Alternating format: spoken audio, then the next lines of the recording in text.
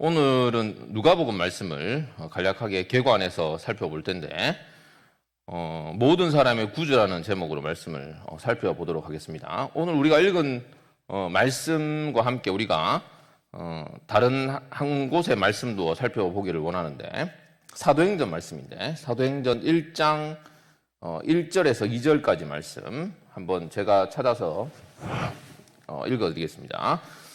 사도행전 1장 1절에서 2절 말씀 이렇게 되어 있습니다. 데오빌로여, 내가 먼저 쓴 글에는 무릇 예수께서 행하시며 가르치시기를 시작하신부터 그가 택하신 사도들에게 성령으로 명하시고 승천하신 날까지의 일을 기억하였노라. 제가 이 말씀을 읽어드린 것은 누가복음과 사도행전이 사실 동일한 한 저자의 기록입니다. 누가의 기록이라고 할 수 있겠는데요. 사도행전 1장 1절에 보면 데오빌로가 또 나오죠. 그러니까 동일한 수신자를 갖고 있습니다. 동일한 수신자를 갖고 있는데 거기 보시면 사도행전 1장 1절에 보시면 내가 먼저 쓴 글에는 이라고 되어 있는데 이 바로 먼저 쓴 글이 바로 우리가 오늘 살펴볼 누가복음 말씀입니다. 누가복음 말씀입니다. 그래서 사실은 누가복음과 사도행전 이 두 가지 말씀이 사실은 한 성경의 전편과 후편이라고 생각하시면 되겠습니다. 그 내용은 물론 이제 우리가 아는 것처럼 이 사도행전 1장이 밝히고 있는 것처럼 예수님께서 가르치고 행하신 일들, 그리고 사도들에게 부탁한 말씀들, 그리고 승천한 일들, 그리고 우리가 사도행전 잘 아는 것처럼 그래서 예수님께 승천하시고 나서 그 부탁한 복음이 어떻게 예루살렘과 유다와 사마리아 땅끝까지 전파되는가, 그 말씀의 내용이 소위 말하는 누가복음과 사도행전, 그래서 흔히 이제 누가행전이라고 일컫기도 하는데요. 그 두 가지 책의 내용이라고 할 수 있겠습니다. 하나님의 나라가 어떻게 예수를 통해서 임하고 전파되는지에 관한 말씀들이 이 누가복음과 사도행전의 기록이 되겠습니다. 저자는 누가입니다. 그 누가가 누구냐 하면 우리가 뭐 익히 아는 것처럼 사도행전에 나오는데요. 사도행전에서 잘 나오는 것처럼 그 바울과 함께 그 선교 여행의 그 동반자였던 사람입니다. 그리고 성경 여러 곳에서 이 누가의 직업을 소개해주고 있거든요. 누가의 직업이 뭔지 아십니까? 의사였습니다. 그래서 골로새서 4장에 보면 누가가 의사였다라고 분명히 그렇게 말씀해주고 있고 사도 바울의 동역자였음을 또 알려주고 있습니다. 몇몇 곳에서 그 누가가 바울의 그 선교 사역에 함께했고 동역자였음을 알 수 있습니다. 그래서 이제 누가가 이제 바울과 함께 동역하면서 그 선교 여행에 동반하면서 이제 뭐 사도들도 만나고 그 우리가 읽은 본문 말씀에 있는 것처럼 1장 그 서론부에 있는 것처럼 그런 여러 가지 어떤 그 실제 일어났던 예수님과 관련된 일들, 그리고 여러 가지 일들과 관련한 목격자들, 이런 사람들과도 만났겠죠. 그리고 사도들과도 만나고, 바울이 사도들과 만났으니까요. 그러니까 목격자들과 만나면서 실제로 그 일어났던 일들에 관한 자세한 일들을 데오빌로 각하라는 사람에게, 그러니까 로마의 굉장히 고위 관리였는데 그 사람에게 이 하나님의 나라와 관련된 일들, 예수님에 관련된 여러 가지 실제 사건들을 기록해 주고 있습니다. 그래서 누가가 의사였고 굉장히 교육을 많이 받은 사람이고, 그리고 헬라어에도 굉장히 능통하고 교육을 많이 받았기 때문에 실제로 이 그 신약 성경에서 사실 가장 많은 그 신약 성경의 책을 기록한 분량에 있어서 누가는 이제 두 성경을 누가복음과 사도행전을 기록했지만 분량에 있어서는 사실 그 바울보다 더 많은 분량의 성경을 기록한 사람이 누가입니다. 누가고, 그리고 누가복음이 그 신약 성경 가운데 가장 긴 책 가운데 하나입니다. 이렇게 긴 책을 기록하면서 누가가 하려고 한 것은 그 당시 일어났던 일들 가운데 특히 예수님과 관련된 일들을 잘 알려주기 위해서, 물론 이제 데오빌로가 그 내용들을 대충 알고 있었지만 분명히 알려주고 믿음을 굳건히 하기 위해서 그렇게 기록했다라고 말씀해 주고 있습니다. 그래서 이제 누가복음도 여전히 우리 주님이 누군가, 예수님이 누군가에 관한 그런 기록들이 있는데, 우리 예수님이 누굽니까? 누가는 예수님을 어떻게 소개하고 있습니까? 제가 어릴 때 주일학교 때 예수님의 그림이랄까요? 초상화를 생각하면 예수님이 그 푸른 눈에 굉장히 미남에 굉장히 온화한 그런 백인 예수님을 우리가 저는 그렇게 늘 기억하고 있거든요. 그래서 근데 나중에 알고 보니까 예수님이 사실은 엄밀히 말해서 푸른 눈에 금발의 백인은 아니더라고요. 그래서 오늘날 예수님에 관한 그림 가운데, 예수님에 관해서 이제 묘사 가운데서 굉장히 예수님을 굉장히 강한, 거치고 강한 남성으로 묘사하는 그런 그 그림들이 굉장히 유행을 하거든요. 혹시 아십니까? 어떤 의미에서는 이런 어떤 그림들 안에도 진리의 요소가 있다고 생각합니다. 왜냐하면 예수님께서 예수님의 그 공생의 사역을 하시기 전에 예수님의 직업이 뭔지 아십니까? 목수였잖아요. 목수였으니까 뭐 나무를 옮기고, 나무를 또 톱질하고 옮기고, 늘 어떤 그런 손과 몸을 쓰는 일을 하니까 굉장히 건장한 아마 그런 어떤 진짜 남자였겠고, 예수님이 남자였고, 그리고 예수님의 제자들도 다 남자였습니다. 알고 계십니까? 예수님도 제자들 남자고, 뭐 누가도 남자고, 그리고 이런 어떤 이 성경을 기록한 모든 기록자들이 사실은 남자였습니다. 그러나 우리 교회에 여기 있는 사람들 가운데 상당수는 여기는 주로 여자들 앉으시고 여기는 주로 남자들 앉으셨는데 굉장히 많은 다수가 여자잖아요. 근데 성경에 보면 우리의 그 교회의 토대를 놓은 많은 사람들이 남자였다. 그리고 하나님 나라의 일에 동참한 사람들이 남자다. 그들이 주축이었다라고 흔히 생각할 수 있지만 성경에 보면, 특히 누가복음에 보면 굉장히 하나님의 나라의 사역과 그 여자들이 소외되는 일이 없이 정말 우리 주님께서 모든 남자든 여자든 죄인의 구주였고 여자들에게 큰 관심을, 특별한 관심을 보이셨음을 알 수가 있습니다. 그래서 누가복음에 제일 처음에 시작하면 굉장히 중요한 어떤 기도와 찬송으로 사실 누가복음 1장이 시작하거든요. 거기 대표적으로 이제 엘리사벳, 그 세례 요한의 어머니죠. 엘리사벳과 예수님의 그 어머니인 마리아의 기도와 찬송으로 하나님의 나라가 시작이 됩니다. 흔히 이제 그 구약의 중요한 어떤 굉장히 중요한 역사적 시기에 한나의 기도가 있었듯이 신약 성경에서도 하나님의 나라의 그 첫 문을 여는 그 시작이 바로 마리아의 기도, 그리고 엘리사벳의 기도와 찬양이었음을 확인할 수 있습니다. 누가복음에서 그 내용을 굉장히 상세하게 기록하고 있어요. 뿐만 아닙니다. 그 누가복음에 여자에 대한 그 관심이 굉장히 많은데, 그 예수님, 그 누가복음에 보면 그 예수님의 족보가 나오거든요. 예수님의 족보가 나오는 복음서가 두 가지 복음서가 있습니다. 하나는 마태복음이고, 마태복음 1장에 예수님의 족보가 나오잖아요. 누가복음에는 예수님의 족보가 그 누가복음 3장에 나옵니다. 3장에 나오는데, 둘 다 예수님의 족보인데 족보가 조금 다르잖아요. 나중에 다릅니다. 한번 찾아보시기 바랍니다. 찾아보시면 다른데, 일반적으로 누가복음에 있는 족보가 예수님의 목의 족보라고 일반적으로 이해를 하죠. 뭐 다르게 해석하는 방식도 있지만 어쨌든 누가복음은 예수님과 관련해서, 그리고 예수님의 주변 사람과 관련해서 여자들에게 특별한 관심을 그렇게 표현하고 예수님도 여자에게 관심을 가졌음을 그렇게 알려주고 계십니다. 그래서 누가복음에 보면 예수님께서 대표적으로 그 누가복음 7장에 보면 나인성 과부에 관해서 특별히 예수님께 관심을 가지시고, 외동아들을 잃어버린 그 과부에게 찾아가셔서 그 죽은 아들의 관에 손을 대셔서 죽은 자를 살리시는 기록이 나오고, 뿐만 아니라 누가복음 7장에는 또 그 예수님께서 바리새인 집에 음식을 먹도록 초청을 받았는데, 죄 많은 여인이, 그 모든 사람에게 죄인으로 알려진 한 여인이 찾아와서 예수님의 발을 눈물로 씻기고 향유를 붓고, 그리고 그 놀라운 사랑에 관해서 예수님 굉장히 칭찬하는 그런 내용을 굉장히 상세하게 그렇게 다루고 있습니다. 뿐만 아닙니다. 누가복음에 보면 누가복음 8장에는 예수님의 사역에 큰 도움을 주었던 여자들의 명단이 쭉 나오거든요. 거의 사실은 우리가 복음서에 보면 예수님의 제자들, 12제자들의 명단이 나오지만 그뿐만 아니라 굉장히 중요한 여자들의 명단도 함께 나오는데, 누가복음 8장 1절에 3절 이렇게 되어 있습니다. 제가 한번 읽어보겠습니다. 하나님 나라의 사역에 참여했던 그런 명단이 나오는데 이렇게 되어 있습니다. 그 후에 예수께서 각 성과 마을에 두루 다니시며 하나님의 나라를 선포하시며 그 복음을 전하실새 12제자들과 함께하였고, 뿐만 아니라 또한 악귀를 쫓아내신가 병고침을 받은 어떤 여자들, 곧 7 귀신이 나간 자 막달라인이라 하는 마리아와 헤롯의 청지기 구사의 아내 요한나와 수산나와 다른 여러 여자가 함께하여 자기들의 소유로 그들을 섬기더라라고 말씀하고 있습니다.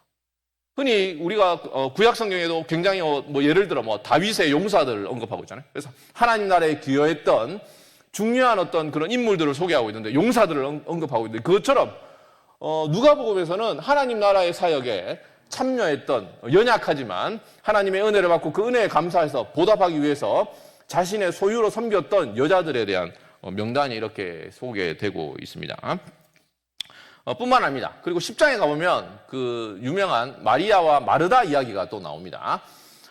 마리아와 마르다 이야기 잘 아시죠? 거기에 보시면 예수님께서 마리아와 마르다 집에 갔는데 마리아는 예수님의 말씀에 귀를 기울이고 마르다는 이제 예수님을 섬기려고 음식을 준비하느라고 굉장히 분주하고 뭐 청소도 하고 이렇게 한다고 굉장히 분주한 상황 가운데 마르다가 이제 불평하면서 이제 예수님께 마리아도 나를 좀 도와주게 해달라고 그렇게 이렇게 얘기를 하잖아요. 얌체같이 저렇게 한다라고 얘기했을 때 예수님께서 어떤 말씀을 하시냐면 마리아가 좋은 편을 택하였다고 얘기하면서 한 가지 일만으로도 족하다 이렇게 말씀을 하시잖아요.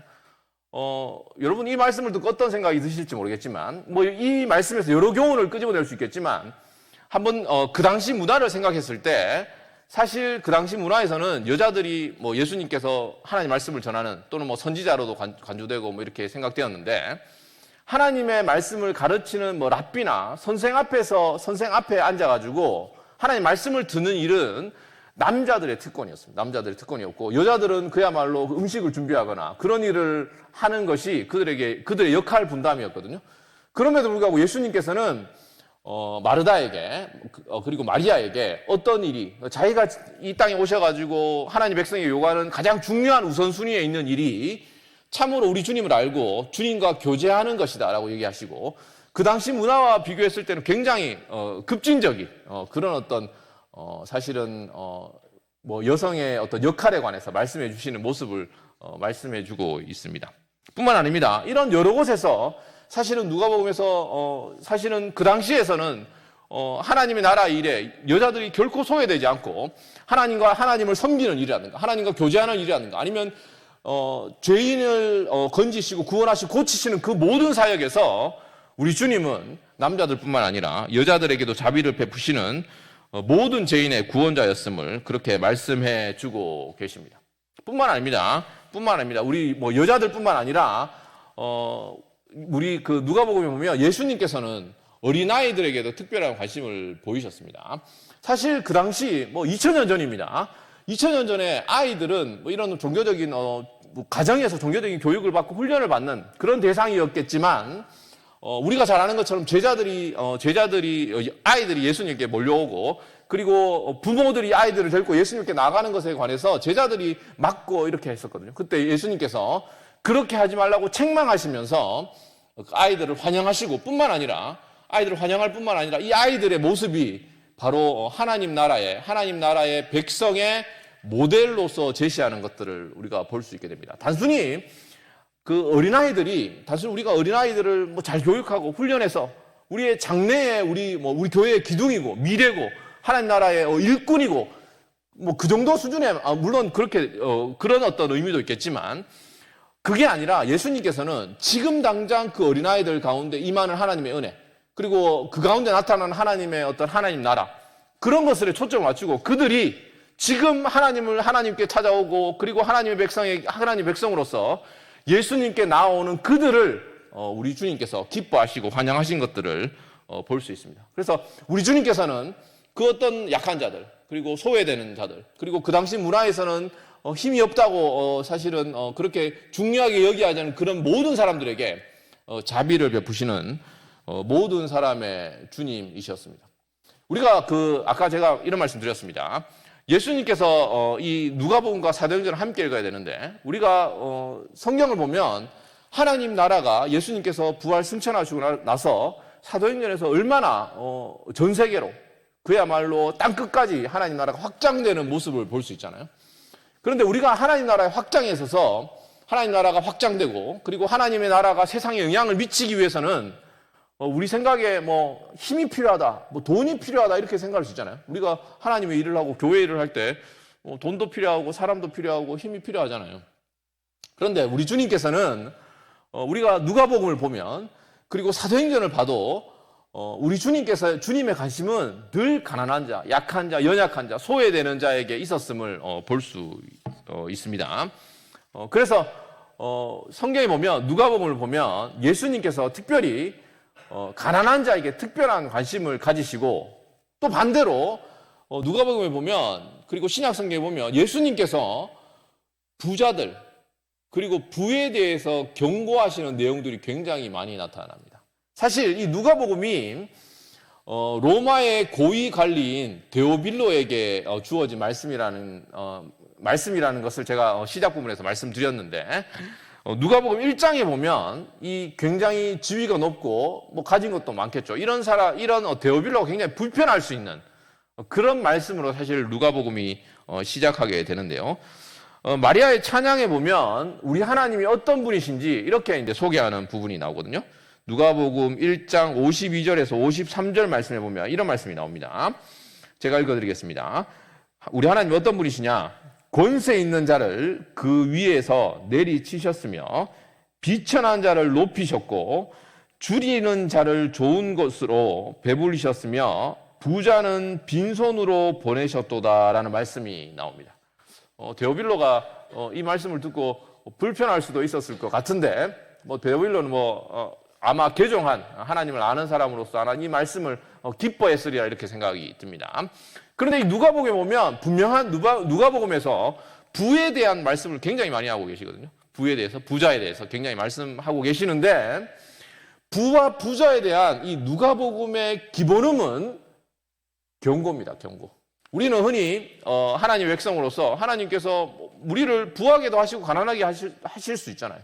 우리 하나님께서는 그야말로 세상의 모든 것을 갖고 계시고 그 모든 생사화복 그리고 부와 가난 그 모든 것을 하나님께서 결정하시는 분입니다. 그리고 하나님은 능히 우리를 부하게 하실 수 있는 분이십니다. 그걸 누가 의심하겠습니까마는 누가복음에서 예수님께서 그리고 예수님께서 여러 곳에서 반복해서 그리고 신약 성경 전체에서 부에 관한 굉장히 중요한 기본음은 부에 대한 경고입니다. 부에 대한 경고. 몇몇 중요한 말씀들을 언급해 드리겠습니다. 예수님께서는 부에 대해서 경고를 여러 곳에서 말씀해 주고 계신데요. 예수님께서 일단 예수님께서 그들을 훈련시키고 교육시키기 원했던 제자들에게 일단 예수님께서 이렇게 말씀하셨습니다. 제자들에게 자기를 위하여 재물을 쌓아두지 말라라고 분명히 말씀하고 계시고 자기를 위하여 재물을 쌓아두지 말고 하나님께 대하여 부한 자가 되라고 분명히 말씀하셨어요. 이것은 우리 모두에게 해당하는 말씀이고 그리고 그렇게 되는 가장 중요한 방식 중에 하나가 뭐냐면 구제하는 거라고 말씀하셨습니다. 여러 가지 방식으로 구제할 수 있지만 어쨌든 우리 주님께서 하나님에 대해서 부한 자가 되고 자기를 위하여 재물을 쌓아두지 말라라고 그렇게 분명히 말씀해 주고 계십니다. 그리고 예수님께서 누가복음에 보면 여러 번 초대를 받으셨거든요. 부자들에게 초대를 여러 번 받으셨는데 그렇게 초대를 받으셨을 때 예수님께서 하신 말씀이 계십니다. 그러니까 초대를 받으셨으니까 참으로 고맙다, 감사하다, 이런 인사의 말을 했을 수도 있지만 누가복음에 기록하는 예수님께서 초대받았을 때 한 말은 이겁니다. 예수님께서 이런 말씀을 하셨습니다. 초대한 사람들에게 대표적으로 잔치를 베풀거든 차라리 가난한 자들과 몸 불편한 자들과 저는 자들과 맹인들을 청하라. 그리하면 그들이 갚을 것이 없으므로 내게 복이 되리니 이는 의인들의 부활 시에 내가 갚음을 받겠다 하셨습니다. 이건 무슨 말씀입니까? 그래서 우리가 다시 갚아주는 우리가 사람을 초청하고 하면 또 그 사람이 우리를 초청하거나 선물을 주거나 고맙다고 하거나 이렇게 할 수 있잖아요. 근데 그런 사람 초청하지 말고 예수님께서 가난한 자들을 초청해라. 이것도 맨 같은 말씀이죠. 이런 것을 통해서 하나님 앞에서 부한 자가 되라고 우리 주님께서 말씀하셨습니다. 그 당시 이 성경이 기록할 당시에 어유대교에서는 부가 하나님의 복이라고 이해를 했습니다. 보면 이제 신명기 말씀에 여러 곳에서 하나님의 말씀을 잘 지키면 떡받침 그릇에도 복을 받고 들어가도 복을 받고 나가도 복을 받고 부해진다라는 약속의 말씀이 있었기 때문에 그들은 부한 것이 하나님의 축복이라고 생각했습니다. 그러면 가난한 것은 뭐라고 이해했을까요? 신의 저주를 받은 것이라고 생각을 했습니다. 그러니까 그렇게 생각했지만 우리 주님께서는 사실은 단순히 그런 어떤 단순한 논리에서 벗어나서 우리 주님께서는 그런 문화 속에서도 우리 주님께서는 부에 대해서 끊임없이 경고하는 그런 말씀들을 많이 하셨습니다. 예수님은 영향력 있는 부자에 대해서 분명히 경고를 많이 하셨습니다. 그래서 누가복음 6장 34절에 보면 이렇게 분명한 경고를 말씀하시는데 이렇게 말씀하셨습니다. 화 있을진저 너희 부요한 자여 너희는 너희의 위로를 이미 받았도다. 여러분 사실 저와 여러분들이 가운데 여기서도 뭐 좀 더 부한 사람이 있고 많이 가난하고 어려운 사람이 있을 것입니다. 그러나 이 가운데 우리 여기 있는 모든 사람들이 사실은 예수님에 비하면 굉장히 더 부유한 실제로 더 부자였습니다. 예수님은 날 때부터 가난하셨어요. 그래서 여러분 예수님께서 태어났을 때 보통 그 당시 이제 유대 사회에서 태어나면 하나님의 율법을 따라서 정결 예식을 산후 조리와 함께 정결 예식을 하거든요. 정결 예식을 하는데 레위기 12장에 보면 그 정결 예식을 할 때 일반적으로 사람들이 어린 양 한 마리를 잡아서 그 정결 예식의 제물로 사용을 합니다. 그런데 요셉은 마리아를 위한 정결 예식에 산비둘기 한 쌍, 또는 집비둘기 2마리로 그렇게 정결 예식을 했습니다. 제물을 바쳤습니다. 그런 경우는 굉장히 가난한 사람들에게 산비둘기 2마리 또는 집비둘기로 그렇게 예식을 행하도록 제물을 바치도록 허용을 하셨거든요. 그런데 요셉은 그렇게 제물을 바쳤고 뿐만 아니라 우리 주님께서는 공생의 사역 내내 머리 둘 것도 없으셨고 항상 하나님을 의지해서 그렇게 이제 사셨잖아요. 우리가 잘 아는 것처럼 우리 주님도 가난했어요. 우리 주님도 지극히 가난했고 거기에 비하면 우리는 굉장히 많은 것을 가진, 물론 여기서도 더 많이 가진 사람이 있을 수 있겠지만 어쨌든 그 부가, 우리가 가진 부가, 우리의 소유가, 우리의 집이든 그 무엇이든 우리 주님께서 하신 경고는 분명합니다. 그 부를 가지고 우리가 스스로 만족하고 스스로 속고 스스로 위로를 받을 위험에 대해서 경고를 하신 겁니다. 여러분 성경에서는 부 자체가 저주다, 가난 자체가 미덕이라고 말씀하지 않습니다. 분명히 그렇게 말씀하고 있지 않아요. 하나님께서 이 깨어진 세상 가운데서 부가 얼마나 큰 유혹거리고 미혹거리인지를 경고하신 겁니다.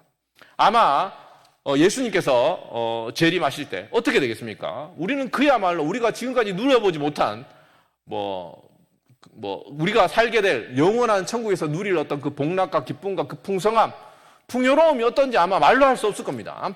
우리가 가진 이 땅의 모든 것, 그거보다 더 풍성한 것들을 실제로, 영적으로만 아니라 우리의 육신도 그렇고 우리가 누리는 풍성한 그 모든 것들이 그야말로 지금 이 세상의 그 어떤 부와 비교할 수 없을 만큼 부한 사람이 될 것입니다. 그러나 지금 이 현재 우리가 이 땅에서 우리가 나그네 길을 걷는 가운데 하나님을 찾고 이 깨어진 세상 가운데 있을 때는 부는 우리 주님께서 말씀하신 것처럼 굉장히 큰 유혹거리입니다. 우리 주님께서는 누가복음에서 심지어는 어떤 말씀을 하셨냐 하면 공정한 유산 상속을 예수님께 요구하는, 그래서 예수님에게 공정한 유산 상속에 대해서 올바른 말씀을 전해달라고 찾아온 사람이 있었습니다. 그때 예수님께서는 정당하게 반반으로 나눠야지, 남자라고 많이 갖고 여자라고 적게 갖고 예를 들어 이렇게 얘기하지 않으시고 모든 탐심을 물리치라고 말씀하셨습니다. 모든 탐심을 물리치라고 말씀하시고 너희의 생명이 소유의 넉넉함, 소유의 많음에 있지 않다라고 분명히 말씀하셨습니다. 우리가 하나님을 섬길 때 내가 주님을 섬기고 주님을 사랑하고 주님을 따르는 데 있어서 최소한 내가 이런 소유가 있어야 하지 않겠습니까? 내가 이렇게 하나님께서 주시고 물질을 주시든 건강을 주시든 내한테 시간적 여유를 주시면 내가 하나님을 섬기겠습니까? 라고 우리가 일종의 거래는 아니겠지만 아니면 우리가 지금 너무 상황이 어려워서 진심의 고백일 수 있지만 우리 주님께서 하신 말씀은 그게 아니다라고 말씀하고 있습니다. 우리는 우리의 소유가 우리가 더 많이 가지면 우리가 하나님을 더 섬길 수 있다거나 아니면 제가 하나님을 더 뭔가 이런 염려와 불안과 근심에서 벗어나서 하나님을 더 사랑할 수 있을 거라고 이렇게 생각하지만 우리 주님은 그렇지 않다고, 결코 그렇지 않다라고 말씀해 주고 계십니다. 우리는 우리의 소유가 얼마나 많아지면, 좀 더 많아지면 더 하나님을 잘 섬길 수 있다고 착각하지만 우리 주님은 그렇지 않다라고 하나님 말씀을 통해 분명히 말씀해 주고 계십니다. 뿐만 아닙니다. 우리 누가복음에 보면 예수님께서 여러 가지 경고를 많이 하셨는데, 특히나 우리 주님은 자칭 율법을 잘 지키는 부자 관원 말씀 기억나시죠? 이것들은 사실 복음서 여러 곳에서 반복해서 말씀하고 계신데, 이 부자에게도 우리 주님께서는 분명히 경고하실 때 너 소유를 팔아서 이것을 팔고 나를 따르라고 말씀하셨는데, 이 부자는 그 소유를 팔지 못하고 이 소유를 사랑했기 때문에 실제로는 이 소유가 자신의 생명을 지켜주고 자기의 만족감을 주고 자기를 위로해주고, 실제로는 우리 주님이 아니라 하나님의 말씀을 지키고 순종하는데 내 생명이 있는 게 아니라 이 소유에 자기의 생명이 있었다고 착각했기 때문에 결국 이 소유를 버리고 주님을 따른 것이 아니라 주님을 버리고 이 소유를 고집하는 그런 모습을 보게 됩니다. 그래서 예수님은 누가복음에서 분명히 부자에게는 경고의 말씀을, 그리고 가난한 자들에게는 특별한 관심을 보여주셨습니다. 여자나 어린아이나 아니면 이렇게 힘없는 자들에게 특별한 관심을 보여주시고, 그리고 이 부자들에게 소유로 만족하는, 소유로 말미암아 위로를 삼는 그런 사람들에게는 신랄한 경고의 말씀을 하셨습니다. 왜 그렇습니까? 우리 예수님께서 노동운동 가거나 아니면 여자들의 인권을 오늘날 말하는 페미니즘처럼 여자의 인권을 높이기 위해서가 아닙니다. 그게 아니라 우리 주님께서는 모든 죄인의 구원자이시기 때문입니다. 우리 주님께서는 우리가 갖고 있는 여러 가지 특권들, 자격들, 남보다 다른 지식이든 경험이든 소유가 얼마나 우리 자신을 제대로 보지 못하게 만드는 유혹거리임을 아셨어요. 누가복음 전체에서, 그리고 성경 여러 곳에서 부에 대해서 그렇게 많이 지적하는 것은 우리의 부가 얼마나 우리로 하여금 하나님을 제대로 알지 못하게 하고 우리의 부로 만족하게 하고 하나님을 신뢰하는, 하나님이 아니라 우리의 소유와 우리의 물질과 우리가 가진 직업과 지식과 우리의 경험을 신뢰하는 존재임을 우리 주님께서 잘 아셨기 때문입니다. 그렇기 때문에 우리 주님께서 경고를 하신 겁니다. 이 말씀을 잊지 마시기 바랍니다. 우리가 얼마나 자주 우리는 우리의 경험들, 우리의 지식들, 이것을 가지고 여전히 이것을 하나님의 말씀에 비추어서 우리 주님께서 그것을 버리고 나를 따르라고 말씀하실 때가 있잖아요. 그때 우리가 이 부자처럼 지금까지 내가 배워왔고 알아왔고 경험해왔고 지켜왔던 명예와 자리와 경험들을 포기하고 주님을 쫓지 않으면 이 부자처럼 책망을 받게 되는 그런 경험을 하게 되리라 우리 주님께서 말씀해 주고 있습니다. 그러나 물론 기억할 게 있습니다. 우리 주님은 말 그대로 모든 죄인들의 구주이십니다. 누가복음에 보면 이런 부자에 대해서 경고의 말씀을 하시지만 우리 주님을 만난 그런 부자가 여러 곳에 나타납니다. 대표적으로 누가복음 19장에 한 부자가 나옵니다. 한 부자가 나오는데 그는 이런 어떤 18장에 나오는 부자 가난처럼 존중받거나 존경받는 부자가 아니라 비열하다고 그리고 천대받던 그런 부자였는데, 그 부자가 누구냐면 삭개오입니다. 삭개오는 세리장이었습니다. 세리장이었다는 말은 그 당시 시대에는 민족의 반역자, 배신자로서 굉장히 천대받는 사람이었습니다. 그럼에도 불구하고 우리 주님께서 지나갈 때 이 삭개오가 뽕나무에 올라가서 우리 주님을 보고자 했고, 우리 주님은 삭개오의 집에 머물기로 하셨습니다. 그때 삭개오가 우리 주님께 뭐라고 말했냐 하면, 내가 내 재물의 절반을 팔아서 가난한 사람에게 나누어주고, 내가 혹시 이 세리 일을 하면서 불법적으로